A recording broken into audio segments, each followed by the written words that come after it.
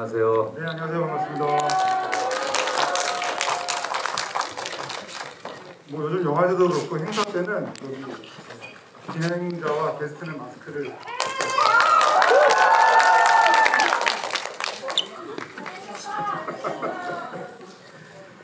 네, 오늘 이렇게 정말 그 비바람을 뚫고 와주신 여러분들 정말 감사드리고요. 사실 그 모가디슈가 이제 그 개봉했을 때 이런 자리가 없었죠. 없어가지고 이렇게 관객들과 만난 이 자리가 정말 소중하다는 생각이 듭니다. 그럼 오늘 와주신 두 분 인사 부탁드리겠습니다. 네, 안녕하세요. 저 모가디슈를 연출한 유승환입니다. 사실 오늘 좀 걱정이 많았어요. 그 태풍이 지금 굉장히 강력한 태풍이 몰려오고 있음에도 불구하고 이 행사를 계속 진행하는 것이 맞나. 근데 어쨌건 뭐 미리 예매해 주신 관객분들이 계셔서 이것을 취소하는 것도 좀 안 될 것 같고 그래서 그래서 그냥 하자. 근데 원래는 사실 우리 조 배우가 사실 원래 그냥 깜짝 게스트로 나오기로 여러분들한테 깜짝 놀래게 중간에 이렇게 탁 등장하는 그렇죠. 계획이었는데 태풍이 이제 너무 심하고 그러니까 태풍이 안 되겠어요. 근데 아무튼 뭐 오늘 그 저는 이제 지금 사실 그것도 걱정이 돼요. 좀 이 행사 끝나고 돌아가시는 길이 너무 불편하지 않으셨으면 좋겠는데 참 작년에 개봉할 때도 코로나 그 방역 4단계라 애를 먹었는데 재개봉도 이렇게 애를 먹이나 싶어서 하여튼 근데 이렇게 어려운 발걸음 해주셔서 너무 감사드립니다. 네, 감사합니다. 네, 저 송파구 방이동에 사는 조인성. 오늘 감독님 또 이렇게 GV를 한다고 해서 이렇게 동네에 놀러 왔으니까 뭐 와야 되겠다라는 마음으로 가벼운 마음으로 왔는데 태풍 때문에 진짜 안 그래도 걱정이에요. 어쨌든 시간을 낸 만큼 지금 이 순간은 즐겁고 재미있는 시간이 되었으면 좋겠습니다. 한번 얘기 궁금했던 거 한번 묻고 대답하는 그런 자리가 되었으면 좋겠습니다. 네, 그 개봉 때는 코로나, 또 재개봉 때는 또 흰남노 이렇게 또 닥쳤는데요. 아무튼 오늘 그 1시간 이내로 진행이 될 것 같은데요. 그 좀 이렇게 두 분과 말씀을 나누다가 나중에 객석 질문을 받는 시간도 가져보도록 하겠습니다.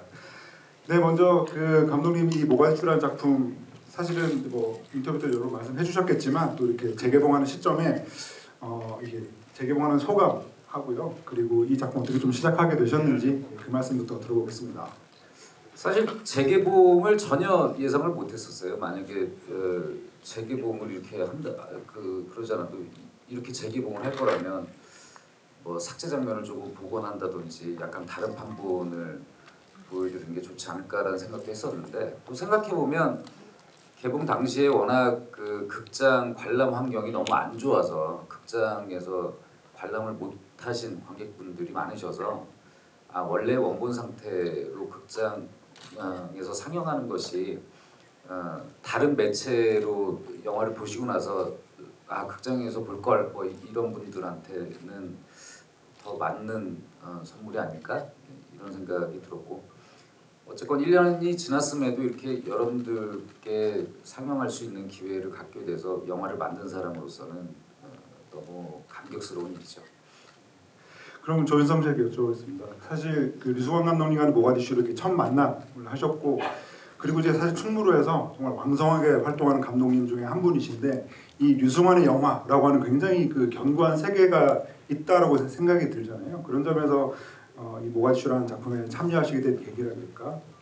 뭐 감독님 영화 워낙 팬이었고 그리고 언젠간 감독님과 한번 작업을 했으면 좋겠다라는 소망 정도는 가지고 있었는데 그게 사실 기회가 어느 타이밍이 될지는 잘 모르잖아요. 이 작품 같은 경우에는 미팅을 했고 그리고 시나리오를 보지 않은 상태에서 그 역할이 작든 크든 간에 잘 쓰이겠다고 이렇게 약속을 하고 이 작품에 참여를 하게 됐죠. 그리고 사실 그 이번 작품에서 굉장히 또 중요한 대사 중에 하나가 어떻게 보면은 그 류승환 감독의 영화를 뭔가 그 나중에 그 뭐 전기, 중기, 후기 이렇게 나눈다고 하면 저는 이 작품이 어떤 중기를 대표하는 작품이지 않을까라는 생각이 드는데 거기서 가장 중요한 대사가 이제 조인성 배우 연기의 그 강참사관이 했던 대사죠. 나 훈련받은 사람이야 라는 생각이 들거든요. 그러니까 사실은 류승환 감독님의 영화는 언제나 이게 훈련받은 사람과 훈련받지 않은 사람이라고는 굉장히 뚜렷한 경계선이 있다라고 이제 생각을 해왔기 때문에 저는 그 대사를 칠 때 굉장히 좀 쾌감이 있었고 어떻게 보면 이게 굉장히 좀 중요한 작품이 될 수 있고 이 캐릭터가 어떻게 보면 되게 중요한 캐릭터구나라는 생각이 들었거든요. 그런 점에서 사실 류승환 감독의 영화에 출연한다고 하는 거는 사실 남성 배우 입장에서는 내가 뭔가 좀 액션을 해야 된다 라는 사실 약간 전제하기도 하기 때문에 그런 점에서 갖게 되는 어떤 기대 혹은 부담감 같은 게 없으셨을까? 유승환 감독님의 작품을 볼 때 그런 캐릭터로서 쾌감을 느끼기도 하죠. 그런 캐릭터를 보면서 나도 저런 약간 마초적인 모습, 그게 뭐 액션이 됐든 캐릭터가 됐든, 근데 이번에는 조금 좀 달랐던 것 같아요. 그러니까 나름 귀여움성도 있었던 것 같고, 그리고 약간 생각이 다른 건 저는 나 훈련받은 사람이야 라는 대사보다 You are favorite Korean cigarette, 이게 이 영화의 어떤 주제의식, 주제의식 아니었나. 참, 그 대사는 현장에 나가기 한 5분 전인가 10분 전에 호텔에서 저한테 바뀐 대사를 주셨고 제가 급하게 그 대사를 외워서 했던 그런 기억이 납니다. 그러면 좀 말씀을 좀 보태주시죠. 그 영어 대사에 대한 확신이 생기니까 배우가 이 대사를 잘 것이다는 확신이 생기니까 가능한 것이었겠죠. 실제로 그러니까 당연히 조인성 배우께서 제 영화 저와 함께 어떤 영화를 만들고 싶다라는 상상을 한 것만큼 혹은 그것보다 더 감독이 어떤 배우에게 갖는 호감이나 어떤 환상이라고 할까요? 그 사실 관객 스타를 바라보는 것은 관객 여러분들이나 감독이나 다를 바 없는 것 같아요. 이 스크린에 펼쳐지는 클로즈업에 그 힘을 가질 수 있는 사람은 전 좀 타고난다고 생각하거든요. 근데 그런 측면에서 조인성이라는 배우는 정말 이 거대한 스크린을 자기 얼굴로 채웠을 때 스펙타클한 느낌을 갖게 해줄 수 있는 아주 좋은 배우 중에 한 분이죠. 근데 이 영화를 너무 흔쾌히 함께 작업을 해주시고 실제로 여기서 나온 귀여운 모습이나 뭐 훈련받은 사람이야 이런 것들이 되게 유쾌하게 흐르기도 하지만 정작 본인은 사실 일부러 코미디 연기를 한 적은 한 번도 없거든요. 이 안에서 되게 진지하게 이걸 하는 거고 뭐 유학 페이보리 코리안 시가렛 이것도 사실 어떻게든 이 기자한테 좀 영국 기자한테 살살거려가지고 뭔가를 정보를 빼고 뭐 하려는 태도인데 그 너스레를 떠는 거, 그러니까 자기의 어떤 전략적인 너스레를 떠는 것인데 그런 것들을 어색해하지 않고 그리고 단 한 번도 만드는 사람들이 갖고 있는 목표 방향에 대한 의심을 하지 않고 사실 그게 되게 어색할 수도 있는 장면이거든요. 그리고 자칫 잘못하면 되게 가짜 같아질 수 있는 장면이고 스스로가 본인 스스로를 믿고 만드는 사람들에 대한 그 확신을 가지고 해서 강참사관이라는 인물이 탄생할 수 있었던 것 같습니다. 그리고 실제로 조인성 배우가 액션을 굉장히 잘해요. 물론 안시성 같은 영화에서도 되게 멋진 대규모 액션을 리드하는 연기도 하셨지만 실제로 태권도 사범증이 있는 그 유단자기도 하고 그래서 현장에서 이 구교환 배우하고 벌이는 그 액션 장면은 현장에서 조인성 배우가 가지고 있는 실제 그 기술들을 제가 이 눈으로 보면서 그게 아직도 되네 막 이러고 해서 한 거였거든요. 그리고 벌써 이 기록지가 저하고 다르잖아요. 이런 사람이 기록지는 그러니까 되게 시원시원하고 한데 본인이 그런 액션을 하는 마초의 어떤 멋을 내기 위해서 전략적으로 접근했다면 그런 쪽으로 갈 수 있는 길이 되게 많은 각본이었음에도 본인 스스로가 전체 방향을 잡았을 때 그 강참사관은 이런 인물이었으면 좋겠다. 여기서 오히려 힘을 더 빼고 한 것들이 저는 그 모습들이 그 어떤 터프가이 캐릭터보다 훨씬 좀 멋있게 느껴졌어요. 작업하는 내내.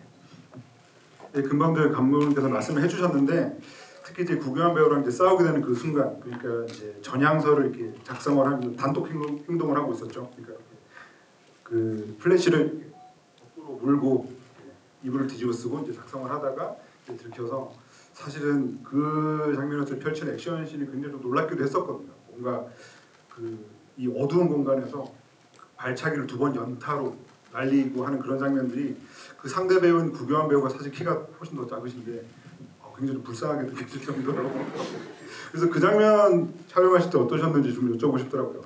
실제로 공간이 굉장히 좁았고 그리고 실제로 조명이 없고 저희가 라이트를 최소화하면서 촛불에 의존했기 때문에 현장의 상태는 썩 그렇게 좋지만은 않았었어요. 그리고 찍어야 될 분량이 꽤 있었었고 그래서 그런 씬을 찍을 때는 특히 사고가 안 나게끔 해야 되기 때문에 더더욱 많이 긴장을 하는 것 같아요. 그리고 로케이션은 뭐 스케줄은 한정되어 있고 근데 이제 이게 찍으면서 어느 선까지 뭐랄까 액션 내지 이 폭력을 어느 수위까지 허용을 할 것인가에 대한 고민들을 현장에서 감독님과 굉장히 많이 고민을 했고 지금 보신 그 버전이 저희가 생각한 정도의 그 농도에 맞게끔 편집이 된 그런 장면을 보신 겁니다.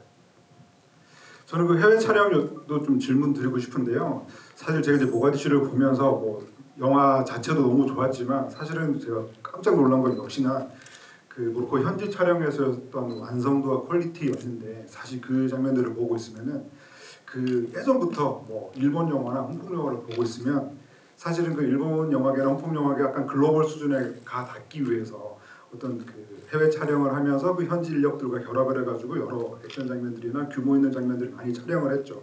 그 리스트가 이제 상당한데 사실은 그런 영화들이 우리가 그러니까 생각하는 만큼까지는 잘 못 갔어요. 그런데 저 모가디슈를 보면서는 이렇게 오늘 보신 분들도 느끼셨겠지만 말 그대로 진짜 말 그대로 이렇게 되게 좀 거칠게 표현하자면 진짜 좀 글로벌 수준의 어떤 현지 인력과의 어떤 결합, 해외 로케이션 촬영이라는 생각이 들어서 그런 점들이 저는 진짜 이 영화를 보면서 놀란 지점 중 하나였는데 그런 점에서 저는 이 현지 촬영에서 어떤 그 이렇게 어려우셨던 점이라던가 혹은 좀 기억에 남는 에피소드 같은 거 없으실까 여쭤보고 싶습니다. 두 분 모두에게. 저희도 두렵긴 했었고 근데 제가 그나마 조금 다행인 것은 제가 그 베를린이라고 하는 영화를 만들면서 해외 로케이션 경험이 좀 생겨가지고 그 해외 로케이션을 할 때 무엇을 좀 선택하고 무엇을 포기해야 되는지 어떤 점들을 꼭 필수적으로 챙겨야 되는지 이런 것들은 그러니까 아예 처음 하는 사람들보다는 좀 있었어요. 그 중에 뭐 예를 들면 가장 큰 것이 이게 중요한 것 같지 않지만 음식. 그래서 밥차가 꼭 가야 된다. 한식을 요리할 수 있는 팀들이 꼭 가야만 한다. 이게 저희가 한 4개월 정도 그 모로코에 체류하면서 촬영을 했는데 실제로 그 한식을 이렇게 계속 그 기간 동안 한식을 못 먹었을 때 어떤 오는 금단 현상들이 오거든요. 실제로 좀 막 정신적으로도 제가 베를린 할 때 그 라트비아에서 그 음식 조달 상황이 좀 안 좋아가지고 겪었던 좀 힘들었던 일들이 좀 있었는데 예를 들면 이제 그런 것도 노하우라면 노하우라고 할 수 있고 그리고 이제 그 스텝들을 선정하는 과정에서 현지에서 추천하는 최고의 스텝이 아니라 우리와 맞는 사람들, 그러니까 이 문화에 대해서 이 좀 조금 더 개방적이고 열려 있고 그리고 우리의 요구를 들어주려고 하는 사람들, 그냥 직업적으로 우리가 비용을 지불해서 이 사람들이 원하는 만큼을 그냥 서비스해주는 사람이 아니라 같은 영화를 만들어간다라는 확실한 동료의식이 있는 사람들. 영화를 만드는 사람들은 전 세계 어디나 사실 다녀보면 제가 영화제에서 만나거나 이런 현장에서 만나볼 때 대부분 약간 좀 이렇게 집에서 말 안 듣고 그런 사람들이 이렇게 오니까 이게 찍다 보면 좀 비슷비슷해요, 기질들이. 그러니까 그런 사람들을 궁합이 맞는 팀들을 만나는 것이 되게 중요하고 저희는 아주 궁합이 아주 잘 맞는 팀들과 만나서 되게 효율적으로 언어가 실제로는 저 모로코가 그 프랑스어를 주로 그러니까 아랍어와 프랑스어를 사용해서 아주 심할 경우는 통역을 한 5번 정도 거쳐야 이렇게 이 전달이 되는 경우도 있었어요. 뭐 스페인어에 뭐 하여튼 그래서 근데 나중에는 이게 별로 그렇게 통역을 거치지 않고도 그러니까 사람들이 그 외국어를 배울 때 욕을 제일 많이 배우잖아요.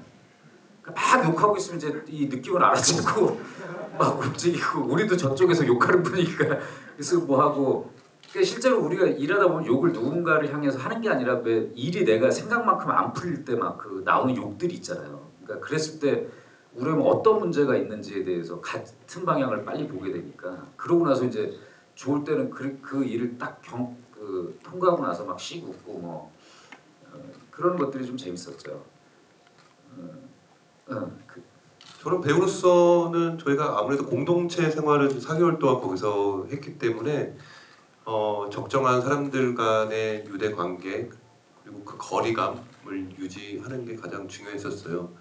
자칫 잘못하면 사람 때문에 서운해하고 또 사람 때문에 또 어느 순간 또 위로받는 뭐 그런 순간들이 있는데 서운하지 않고 끈끈한 관계를 유지하기 위해서 서로들 굉장히 잘 배려해줬던 것 같고 특히 아플 때 뭐 저희 제작사 대표님 뭐 죽도 끓이시고 그렇게 서로 챙겨서 그 뭐라 그럴까요? 작업 외에 사람으로서 힘든 것들을 극복해 내려고 향수병 같은 걸 극복해 내려고 많이 서로들 의지했던 기억이 있어요. 특별히 가장 힘들었던 점 하나 꼽으라고 한다면 어떤 점이었을까요? 뭐 사실 뭐 사소한 순간인데요. 영화에서 굉장히 덥게 나오지만 밤엔 추워요. 그래서 자칫 감기 걸리거나 그런 경우들이 많았기 때문에 전기장판이 반드시 필요했었고 그 전기장판이 없었을 때는 그 동네 시장에 중고 파는 데 가가지고 전기 매트를 뭐 사다 주기도 하고 아니면 뭐 그런 것들이 되게 중요해서서 중고도 전자레인지도 사러 다니고 먹는 게 제일 중요하니까요. 뭐 그런 기억들이 있었어요. 감독님도 사실은 사전에 굉장히 좀 철저하게 준비를 하고 사전 답사도 이제 충분히 하셨을 텐데 역시나 그래도 막상 촬영에 들어가니까 이거 좀 예상하지 못했던 어떤 그런 난관이랄까 좀 그런 게 있으셨을까요? 영화를 만들면서 항상 제가 영화 만드는 일을 한 20년 이상 지금 해오고 있음에도 불구하고 여전히 새로운 영화를 만들 때는 이전 영화와 다른 것을 하기 때문에 매번 0에서 시작해요. 그러니까 항상 새로운 문제들은 발견이 되죠. 그러니까 우리가 수많은 대화 장면을 만들지만 매번 다른 대화를 촬영하기 때문에 의자에 앉아서 대화하는 장면마저도 매번 고민을 하거든요. 그러니까 그런 지점에서 생각을 해보면 물론 뭐 언어가 잘 안 통한다. 근데 같은 한국말을 쓰면서 말이 안 통하는 경우도 있잖아요. 그러니까 그거보다는 또 그게 나은 것 같아요. 이렇게 차라리 다른 언어를 쓰게 되면 서로 들으려고 노력을 하니까. 그리고 수많은 보조 출연자들. 근데 제가 전작인 군함도에서도 이미 그 수많은 몫신을 해봐서 그것도 무엇이 가장 힘들었을까 생각을 해보면 저는 모로코까지 촬영지까지 가는 시간이 되게 힘들었어요. 그거를 제외하고는 23시간 그러니까 비행기 갈아타고 갔다가 거기서 또 버스를 타고 7시간 정도 갔지. 7시간 정도로 가고 그게 제일 힘들었고 나머지는 저는 또 가서 촬영하려면 또 가서 촬영하고 싶어요. 그러니까 그거 하나 가는 시간이 힘들었고 저는 좀 촬영하는 동안에도 영화를 봐야 되는 사람인데 거기가 극장이 없었어요. 그 촬영하는 곳이 좀 되게 시골 마을이어서 그러니까 극장에서 영화를 못 보는 게 좀 힘들었어요. 나중에 라바트라는 그 후반부 공황 장면을 찍기 위해서 카사블랑카 쪽을 나갔을 때 거기 있는 극장 1917을 거기 극장에서 봤었는데 근데 그 극장이 좀 환경이 아주 안 좋은 극장이어서 좀 아쉬웠지만 그럼에도 불구하고 그 작은 형태의 스크린으로 영화를 보니까 좀 살겠더라고요. 그거 말고 돼지고기를 못 먹는다는 것, 그 회교 국가여서 저는 술을 잘 안 마시니까 뭐 그 금주 국가에서 술을 못 마시는 건 저는 오히려 뭐 별 문제가 아니었는데 그리고 외국인들한테는 술을 마실 수 있게 해서 뭐 그런 것도 문제가 아니었는데 그런 것들 나머지는 오히려 좀 되게 좋았고 언제든지 좀 또 가고 싶어요.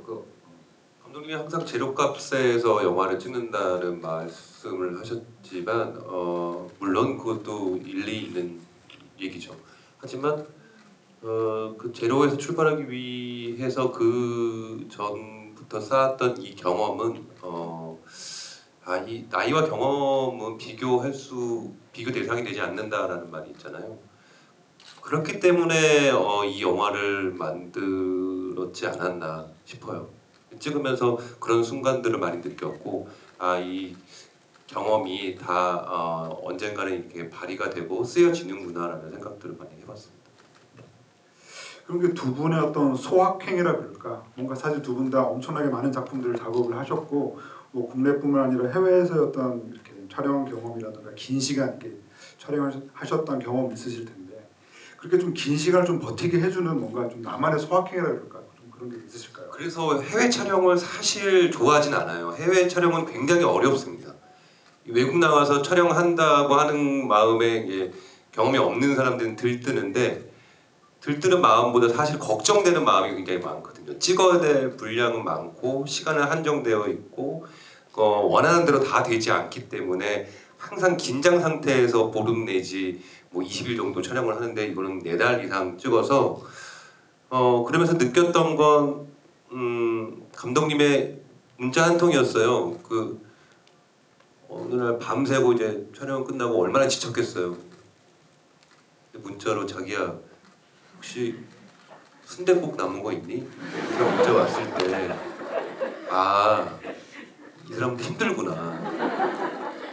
짠한 그런 마음이 있었죠. 그래서 제가 조용히 방 앞에 두고 갔던 그런 기억이 있습니다. 원택 들어. 예, 원 세트. 많이 줄 수는 없었어요. 왜냐 나도 먹어야 되기 때문에. 뭐 저 혼자 먹으려고 그랬던 건 아니고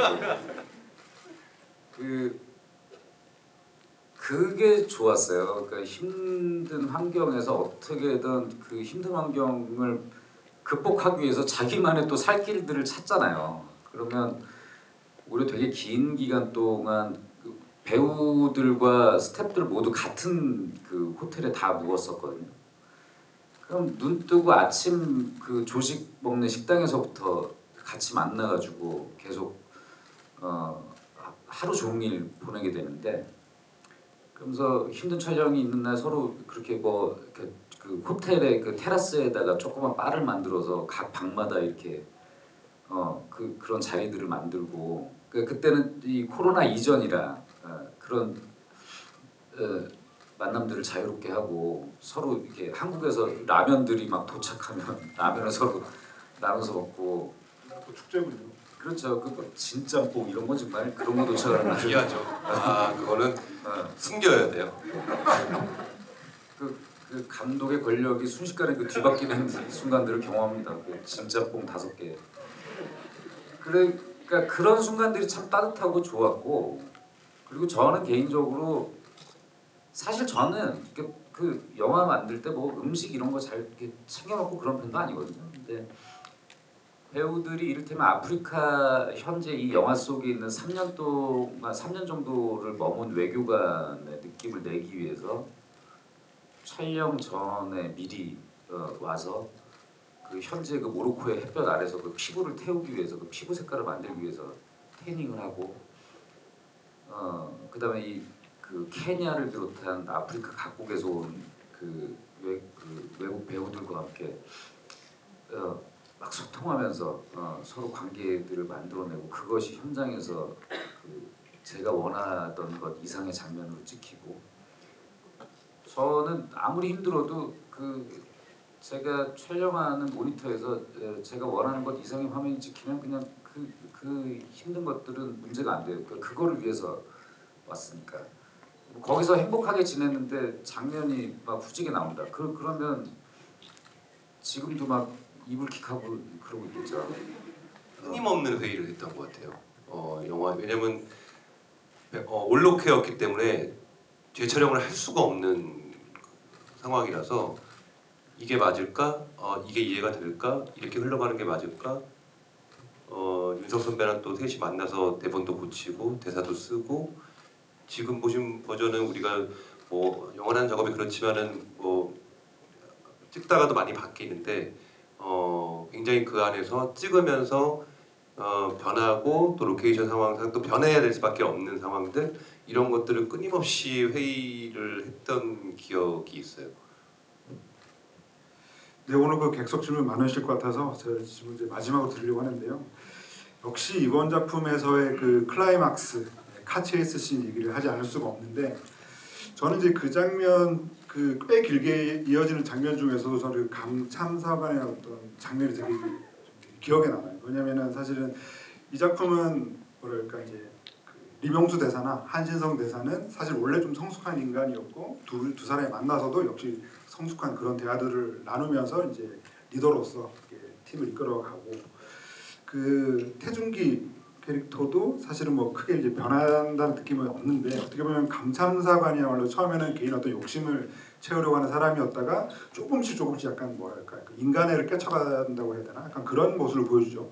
그래서 저는 이제 가장 인상적인 장면이 사실은 이 4대의 차량이 쭉 이어지는 카체이스 자체가 저는 뭐 헐리우드나 다른 데서도 거의 본 적 없는 저희 뭐 전대미문의 카체이스이기도 하고 더군다나 이제 가장 인상적인 장면이 이제 그 앞에 이제 다른 차량의 앞에 이제 그 테러리스트가 반군이 매달려 있을 때 강참사관이 기어이 가서 사실은 이게 총알을 피하기 위해서 막 모래주머니도 달고 책도 붙이고 했던 이 창을 기어이 어떻게 내려서 브레이크를 밟으라고 계속 따라가면서 내려가지고 얘기하는 그 장면이 어떻게 보면은 우리 모두는 다 살아서 집에 가야 되고 고국으로 돌아가야 된다라고 하는 이 영화의 어떤 테마를 그대로 압축하고 있는 그런 굉장히 그 절체절명의 순간이어서 저는 그 장면이 정말 기억에 남거든요.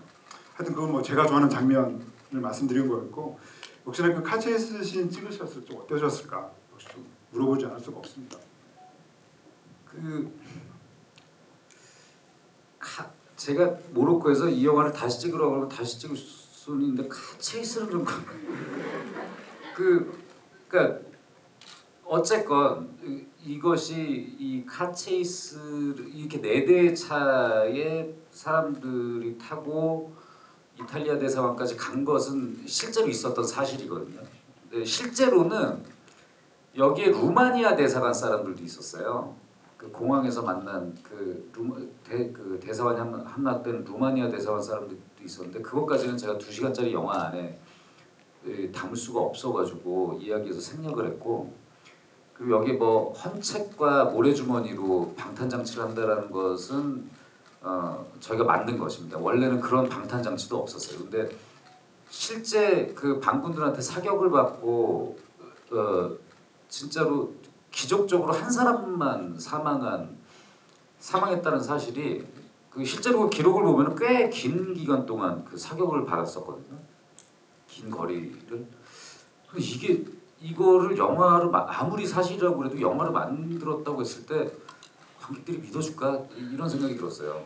그래서 어떻게 하면 이것을 관객분들이 사실적으로 받아들일 수 있게 할 것인가를 생각하다가 그런 장치를 하는 아이디어가 나왔고 실제로는 그 반군들이 그 훈련 상태가 잘 안 돼가지고 그 명중률이 AK 소총 자체가 명중률도 낮고 그러니까 제대로 잘 못 맞춰서 사실 그렇게 살아남을 수 있었던 거였거든요.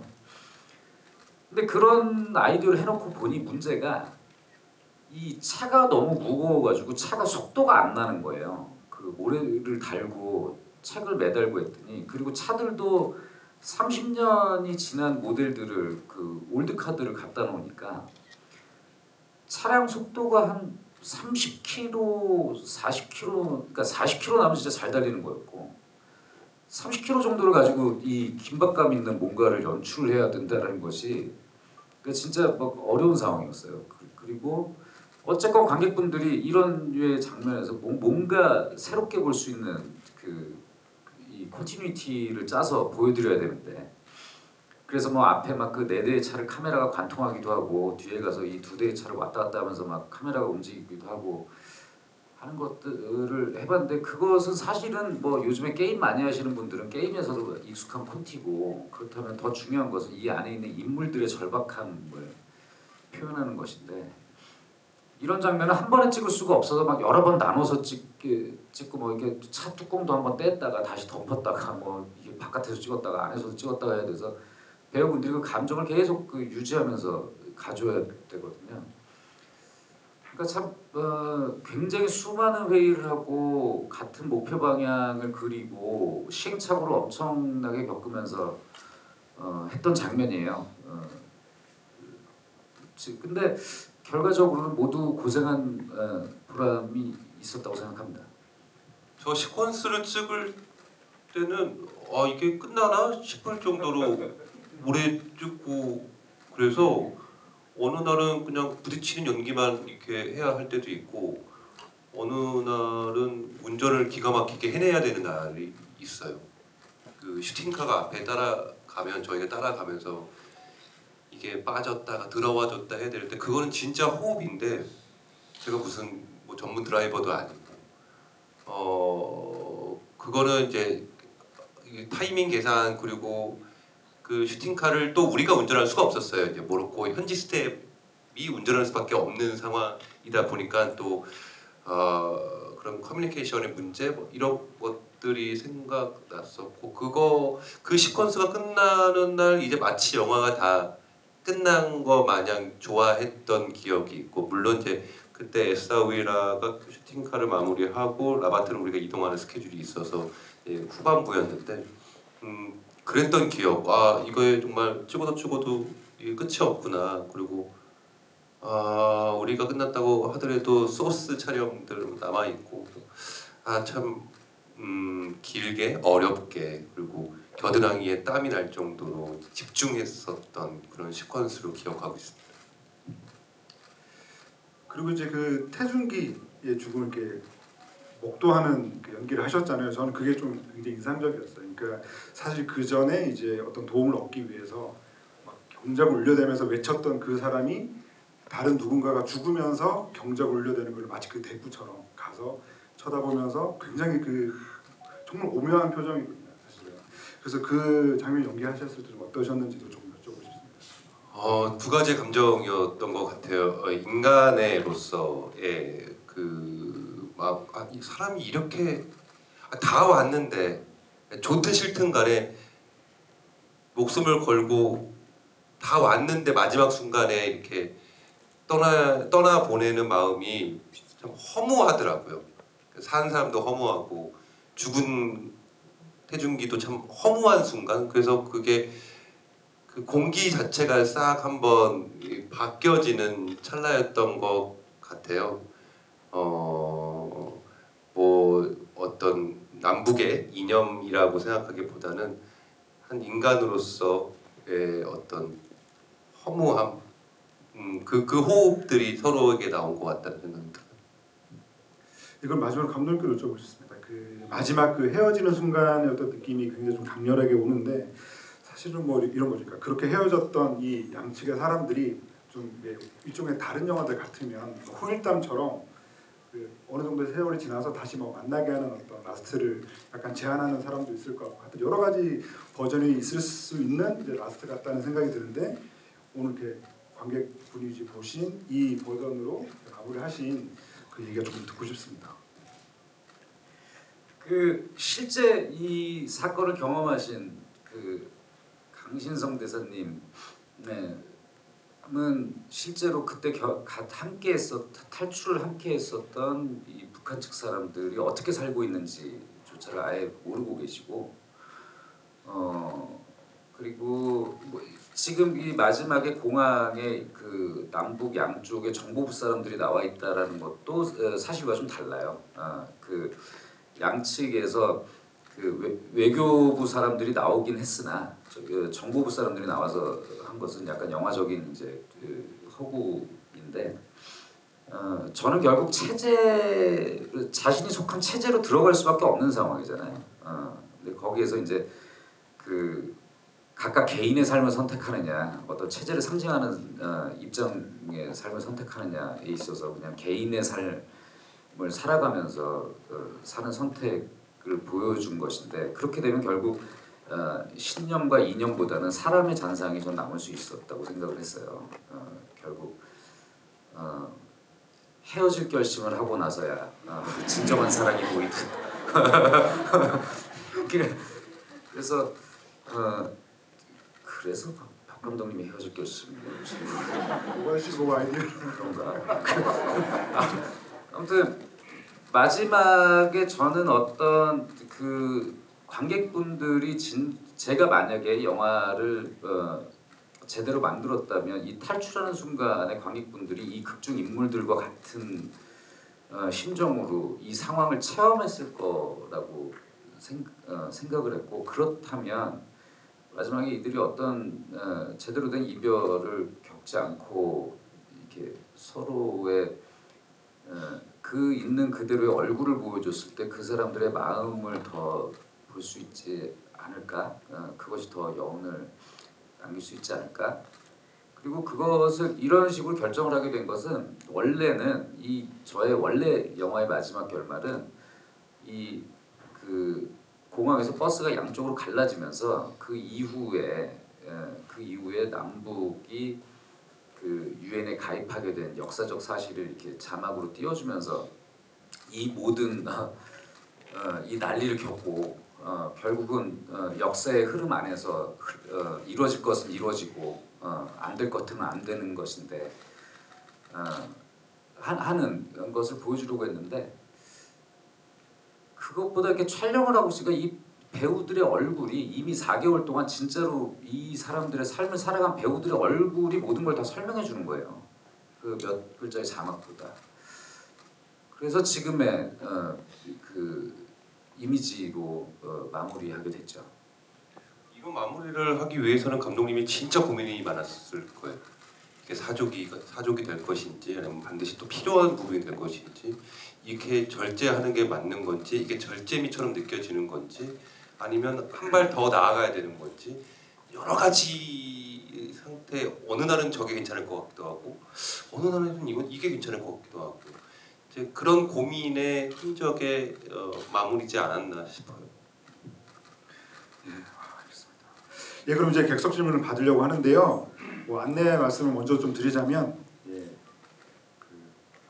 두 개, 세 개 질문 하지 마시고요. 딱 하나의 질문만 해주시고, 또 이제 그런 요구를 많이 해주시는데 나오셔가지고 한번 손 한번 잡아보고 싶더라고요. 사인을 요청하신다 이런 거 안 됩니다. 질문은 딱 하나씩만 해주시길 바라고 그리고 이제 선정되신 분께는 아까 대기실에서 열심히 사인하셨어요. 사인 시나리오 북을 증정할 예정이니까 꼭 끝나고 받아가시기 바랍니다. 저기 제일 먼저 드셨던 분이 여기 네 번째 줄, 저기 마이크가 가고 있습니다.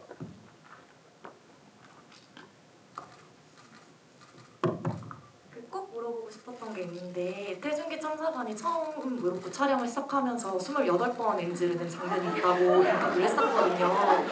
그 장면이 뭔지 제가 너무 궁금해가지고요. 그 장면은 본편에 사용이 안 됐어요. 결국에는 그 씬 자체를 바꿔서 그러니까 그 해당 장면은 뭐냐면 이 가방을 이 남한 측 이 외교 행락을 훔쳐가지고 와서 그 북한 대사관 내부가 처음 나오는 장면 있잖아요. 그래서 이명수 대사가 인슐린 맞고 하는 장면. 그 장면이 사실은 태중기가 훨씬 더 이북에서 온 양아치스럽게 훨씬 더 껄렁대고 깐족깐족대고 그러는 장면이었는데 그것이 이제 이 배우가 워낙 처음에 이걸 하는데 사투리도 써야 되고 분위기도 맞춰야 되고 그리고 그 장면이 뭔가 어쨌건 스파이 작전을 행하고 나서인데 그 좀 약간 괴상망측한 그 뉘앙스를 살려야 되는데 그게 본인이 약간 그 굉장히 힘들었나 봐요. 그래서 결국 그 씬을 다 찍긴 찍었는데 이게 앞뒤로 보다 보니까 배우가 완전히 이게 체화되지 않은 상태에서 초반에 찍은 장면이다 보니 이 장면이 좀 되게 전체적으로 좀 불균질하게 붙더라고요. 그래서 촬영을 진행하다가 해당 씬을 지금 여러분들이 보시는 것처럼 조금 더 심플하고 태준기가 그냥 조금 초반에 오히려 전면에 나서지 않고 조금 미스테리하게 진행이 되면서 뒤로 가면서 점차 이 인물에 대해서 좀 보이게 하는 쪽으로 전략을 수정했었죠. 그것은 모가디슈 블루레이를 통해서 그 장면을 보실 수 있습니다. 네, 다음 질문 받겠습니다. 이쪽에 두 번째 줄 남자분 같은데요. 네, 마스크 검은 마스크. 저 이제 그 임용수 대사가 이제 인슐린을 맞으면서 이제 한신성 대사가 어떤 재밌는 얘기를 나누는데 이제 그 장면이 이제 애드리브인지 아니면은 뭔가 감독님께서 이명수 대사가 한신성 대사가 이제 그 이제 어떤 담배를 태우고 이제 인슐린을 맞으면서 이제 뭐 어떤 그 두 사람의 그 네네. 밤에 하는 대화 말씀하신 네네. 거죠? 그 식사 마치고 난 다음에 네. 그 장면은 애드립일 수가 없죠. 왜냐면 그 긴 대화 그러니까 사실은 제가 굉장히 중요하게 생각하는 이 영화에서 굉장히 중요한 대사들이 거기 그 씬에 엄청 들어가 있어요. 이를테면 한신성 대사가 연설하지 말고 말을 하자라는 표현이라든지 살아가다 보니까 두 개의 진실이 두 개의 경우도 있다라는 것. 결국 이들이 경험한 이 사건은 남한에서 기록되는 사건과 북한에서 기록되는 사건이 분명히 다르게 기록될 것이거든요. 그러면 역사가 흐르면서 그 두 가지의 진실이 각자의 진실로 남아서 남한과 북한의 역사에서 보면 그런 사건들이 되게 많습니다. 그리고 시간이 흐르면서 점점 더 그 진실은 희미해지고 양쪽에 확신만이 남는 것이죠.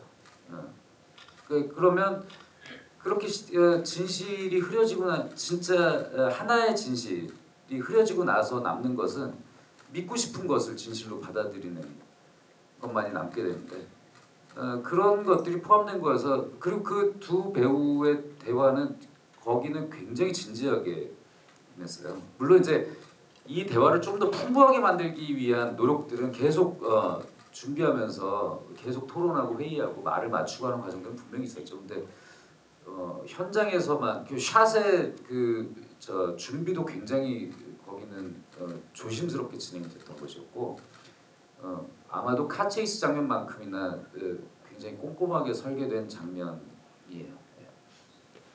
네, 다음 질문은 조인성 씨에 대한 질문을 받겠습니다. 네, 저희 손을 한 6번째 줄에서 6번째 줄. 예. 감사합니다. 저 조인성 배우님께 여쭤보고 싶은 게 있는데요.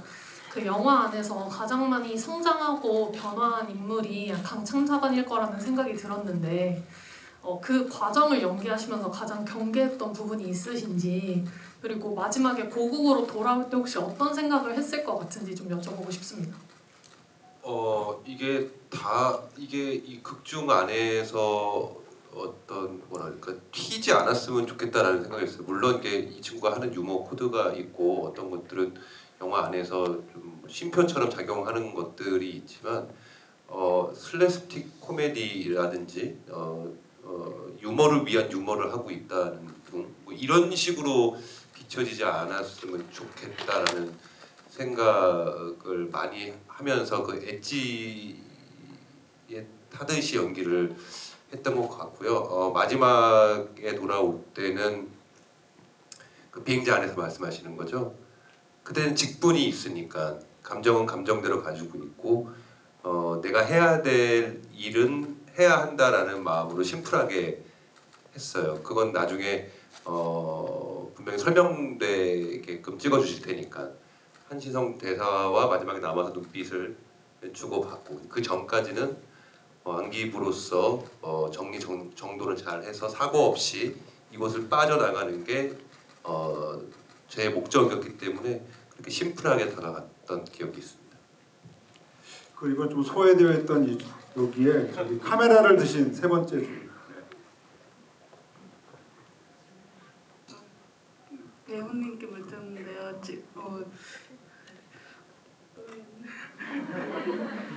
지금도 딱 생각이 나는 장면이나 대사 하나 있으시면은 좀 궁금합니다.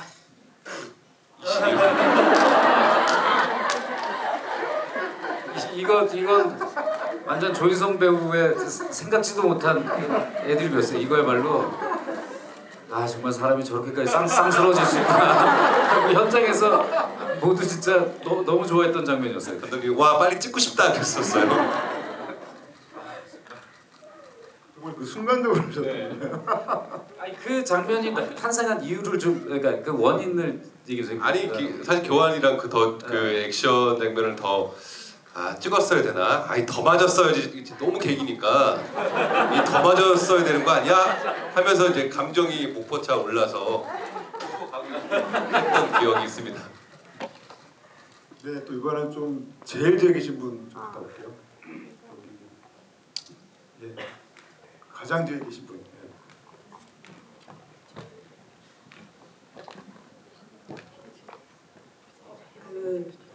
네, 배우로서 연기를 하신 배우님과 그거를 연출하신 감독님이 다시 영화관에서 영화를 이제 보셨을 때 더 애착하는 부분이 다르실 것 같은데 혹시 각각 어떤 장면이 가장 애착이 많이 가셨는지 말씀해 주실 수 있을까요?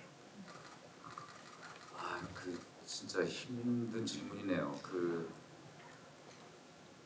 예를 들어서 그 영화 지금 여러분들이 보신 이 영화 한 편에는 그 뒤에 그 롤 사실 좀 안타까웠던 것이 오늘 GV를 진행하기 위해서 어쩔 수 없이 롤 크레딧을 중단할 수밖에 없었는데 이 롤 크레딧에 나오는 수백 명의 사람들의 흔적들이 어떤 식으로인지 담겨 있어요. 영화를 처음 출발할 때는 감독으로서 내가 어떤 이미지, 어떤 혹은 이 배우의 어떤 연기, 뭐 어떤 대사를 구현하는 것, 뭐 이게 목적일 수 있지만 나중에 이렇게 영화를 다 만들고 나면은 우리는 영화를 만드는 현장이 우리의 삶이 거기 담겨 있는 것이잖아요. 그렇기 때문에 좀 그것들이 바뀔 때가 있어요. 그래서 조금 그 질문하신 것하고 방향이 좀 다를 수도 있지만 지금 현재 제가 이 모가디슈를 보면서 어떤 장면이 애착이 가느냐라고 한다면 안타깝게 올 초에 그 세상을 떠난 동료들, 그러니까 방주성 음악 감독님이 마지막으로 남겨준 음악, 그 방준석이라는 너무나 아름다운 한 예술가이자 저의 절친한 동료의 흔적이 너무 애착이 가고 그리고 우리 또 오랜 파트너였던 그 메이킹 팀의 영화 본편에는 찍혀 있지 않지만 그 현장에서 함께 동고동락했던 김성진 실장이라는 그 메이킹 동료의 모습 같은 것들이 기억이 나요. 그리고 시간이 점점 흐르게 되면 함께했던 이 영화 본편도 그렇지만 그 함께했던 사람들의 흔적이 자꾸 이게 좀 마음에 깊게 남더라고요. 나이가 들어서 그런지. 감독님의 뭐 얘기가 충분한 답이 됐을 것 같아요. 아마 여러분들이 보시는 영화 그리고 이제 우리는 만든 사람으로서 보는 영화의 느낌은 조금 더 다를 수 있잖아요. 뭐 어느 것이 옳다 그르다의 문제가 아니라 뭐라 그럴까 좀 더 울컥하기도 하고 그런 부분들이 좀 있는 것 같아요. 만든 사람으로서. 네, 여기 피켓으로 류버지 말 보고 있다면 정답을 알려주세요. 너무 노래 발표가 이거는 일단 그 가수 송민호 씨의 노래 가사고요. 원래는 이제 아버지 날 보고 있다면 정답을 알려줘라는 가사를 차용해서 형님 아버지 이제 모가디슈 아버지로서 근데 제가 정말 좀 이건 좀 가벼운 질문인데 여쭤보고 싶었던 거는 여기서 이제 다른 캐릭터분들의 뭐 생년월일들은 많이 나오지만 강대진 참사관이랑 태종기 참사관의 생년월일 같은 것들이 그런 배경들이 좀 가려져 있어서 그 두 참사관의 생년월일이 좀 궁금합니다. 국가 비밀이라서 입으로 그렇게 보시면 미안합니다. 미안합니다. 그 저희가 설정해 놓은 것들은 뭐 여건이나 여기에 다 그 기재가 돼 있어요. 그러니까 그것이 이제 그 말씀하신 것들이 뭐 이를테면 북한 사람들 여건이 뭐 한 번씩 나올 때 그게 나온다든지 하는 게 있는데 지금 뭐 제 생일도 가물가물한데 진짜 소품팀한테 물어봐야 되는데. 미안해요. 비밀. 네, 이어서 여기 제일 앞에 계신 들고 계신 게 스틸. 아, 그러네요. 영화 초반에 그 총격전 이후에 그 마당에서 사마에게 그 채소를 이런 걸 주고 이제 내부로 넘어가기 전에 그 창가가 보이는데 그 창가에 그림자 하나가 보여요. 근데 그게 안으로 넘어가니까 참사관이더라고요. 그래서 이렇게 어떻게 보면 저 구석에 있어서 몇 번을 보고 나서 제가 봤거든요. 근데 그걸 보고 나서 너무 감동적이었던 게 이렇게 그림자 창가에 비친 그림자까지도 세세하게 신경을 써서 만들어 주신다는 게 너무 감동적이었거든요. 그래서 이 장면 외에도 어떻게 보면 못 보고 지나칠 수도 있지만 이렇게 다 신경을 쓰셔서 배치한 장면들이나 뭐 그런 것들이 있는지 여쭤보고 싶습니다. 그 사실은 이게 이 영화가 요소가 굉장히 많아가지고 진짜 티가 안 나는 장면 중에 그 미술팀들이 되게 제가 막 이거는 꼭 있어야 해서 미술팀들이 되게 애써가지고 했는데 영화에서는 잘 티가 안 나는 것이 영화를 보시다 보면 그 메인 C가지에서 그 한신성 대사가 막 이제 본격적으로 이 시위가 막 시작되고 할 때 여행사를 막 나와서 뭐 그 강참사관을 만나는 장면이 있는데 그 여행사 건물을 보면 그러니까 반복적으로 그 건물이 나오긴 하는데 거기가 극장이에요. 그래서 거기에 그려진 간판이 아프리카에 되게 싼 가격으로 수출된 그 홍콩 무술 영화의 그 간판이 그려져 있는데 그 아프리카식 극장 간판 그림이 있거든요. 그 굉장히 쉽게 얘기하자면 되게 못 그린 그림인데 그게 너무 일관적인 스타일을 가지고 있어서 그거 자체가 그 일종의 좀 아트웍으로 여겨지는 특히 케냐 뭐 이런 곳에 그 간판 스타일이 있는데 그것을 만들었는데 영화에서 잘 뭐 보이질 않아서 뭐 그런 건 굉장히 많아요. 그 미술팀들이 아주 세세하게 그 세팅한 소품들. 그 다음에 또 하나는 그 전쟁 이런 그 내전이 많은 곳의 특징 중에 하나가 그 후천적 장애인들. 그래서 그 실제로 장애를 가지고 계신 분들, 그러니까 그 이 팔이 없으시거나 뭐 다리가 없으시거나 이런 분들을 실제로 캐스팅을 해서 이렇게 영화를 잘 보시면 막 시장에서 막 싸움 나고 할 때 팔 하나가 없는 분이 이렇게 뭐 하고 그러거든요. 그리고 제가 요즘 현재 영화를 찍으면서 조금 부딪히는 지점은 과거 영화를 찍을 때 좀 힘든 것이 배우들의 치열이 다 좋아요. 다 이렇게 그래서 사극을 찍을 때 좀 그러니까 애를 먹는데 저는 어린 시절에 제가 생각해 보면 그 어른들이 이빨이 다 안 좋아가지고 그 치열이 이렇게 고른 사람들을 봤던 기억이 별로 없거든요. 그래서 일부러 여기 나오는 그 칼릴이라고 하는 그 흑인 경찰은 원래 그 이가 가지런한 분인데 나중에 후반 작업에서 앞니를 빼는 작업을 했고 실제로 뺀 건 아니에요. 저 그런 사람 아니에요. 정도는 아니에요. 좀 죄송합니다. 이제 오해를 일으키는 그 후반점 이빨을 지웠고 그리고 그거는 그 아이디어를 떠올린 것은 모로코 현지를 도착하니까 거기 분들 치열이 다 안 좋더라고요. 그래서 맞아. 이때 예전에 80년대만 해도 이 이빨들이 다 안 좋았었어. 했는데 그리고 지금 뭐 이렇게 이가 좋은 분들한테 그걸 뭐 안 좋게 만들려고 할 수는 없으니까. 그래서 그렇게 좀 이가 안 좋은 그 모로코 현지에서 그 캐스팅한 배우들은 좀 그런 배우들을 보이게 하려고 노력을 하고 있죠. 혹시 조인성 씨도 혹시 영화 속의 소품이나 뭐 이런 것들 디테일 보면서 조금 놀랐던 부분이 있으실까요? 뭐 그런 디테일들 아까 말씀하셨던 디테일들이 다 보였었고 실제로 그때를 구현하기 위해서 만들어낸 그 소품도 호돌이 그때 제가 봤던 것들이거든요. 어릴 때 그런 것들이 있어서 그때 시대로 다시 돌아간 것 같은 그런 느낌이 들었던 소품들이었었어요. 88 올림픽 기념 그런. 그렇죠. 그거 있다. 그 사발면 먹는 장면 있잖아요. 그러니까 저희가 사발면 먹으러 갈 때 우리 미술팀에서 이제 취재해서 그때 당시에 그 마크를 완전히 확인하고 가서 촬영을 하고 돌아왔는데 후반 작업을 하면서 다시 그 세세하게 다시 정리를 하면서 보니까 그 몇 개월 전에 디자인이 바뀐 거예요. 그 사발면의 디자인이. 그래서 우리가 유추해 보니까 이때 디자인이 바뀌었을 때 한국에서 공수되고 뭐 이걸 따져 보니까 이 뚜껑이 바뀌어 있어야 되는 거더라고요. 그래서 부랴부랴 그건 CG 장면이 아니었는데 CG 그 사발면 뚜껑을 다 고증에 맞게 바꾸고 하게 됐습니다.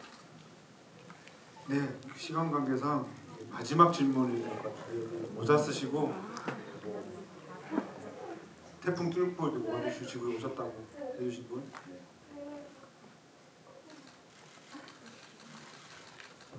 정말 기다리고 있는데요. 모가디슈 블루레이 언제 나오는지 제발. 얼마 전에 녹음 마쳤어요.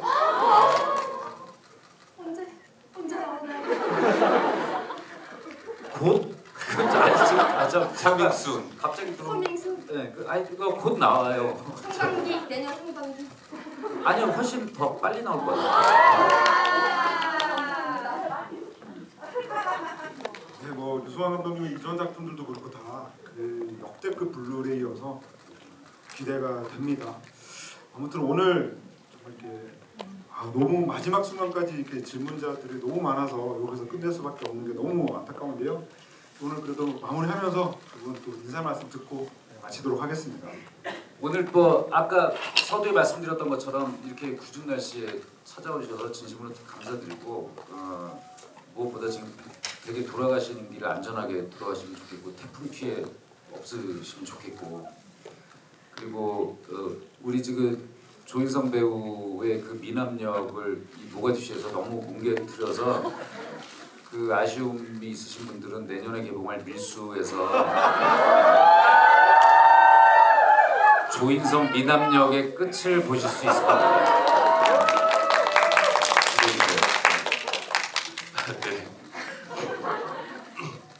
아니 모가디슈 개봉할 때 저희가 뭐 다 겪었다시피 코로나 4단계였고 그래서 이런 관객과의 대화를 할 수 있는 그런 시기가 아니어서 좀 개인적으로 아쉬움이 좀 많이 있었어요. 근데 뭐 어떻게 이렇게 재개봉을 하게 돼서 여러분들과 이런 대화를 나눌 수 있는 시간이 점점 이 관객이 참 귀하게 느껴지는 시기인 것 같아요.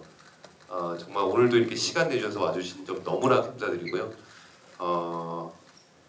앞으로도 이런 자리들 많이 만들었으면 좋겠어요. 뭐 다음 작품 감독님과 함께했기 때문에 밀수라는 작품으로 또 이런 자리 또 만들었으면 좋겠습니다. 그때 또 봬요.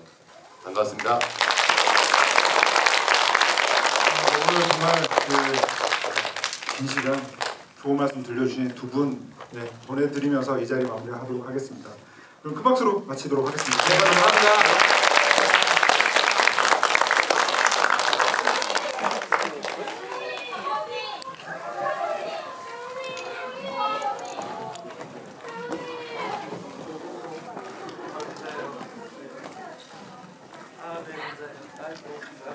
조심히 가세요.